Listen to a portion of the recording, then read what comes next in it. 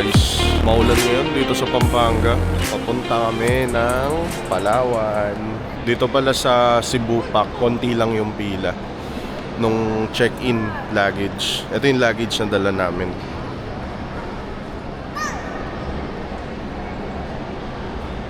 Nandiyan na lang lahat ng gamit namin. Tas may dala lang akong backpack, mga laptop, kasi bawal yung may battery pagka sa check-in. Hindi ko alam kung ano yun nandun sa kabila. International yata yun eh. Ang daming pila dun eh. Basta dito sa Cebu Pac, konti lang. Nagpiprint kami ng boarding pass. Mabagal yung POS nila. Hindi ko alam kung sa bahay pa lang pwede na magprint ng boarding pass. Sa kabila pala kami dapat nagpiprint ng boarding pass. Late kami. Let's go! Nung Boracay, 3 hours before yata nandito na kami. Ngayon late. Late pa more.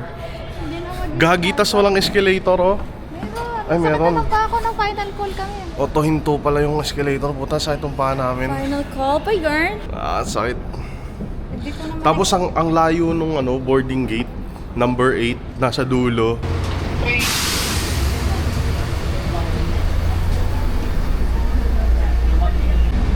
Sobrang maulan ngayon dito sa Pampanga, guys.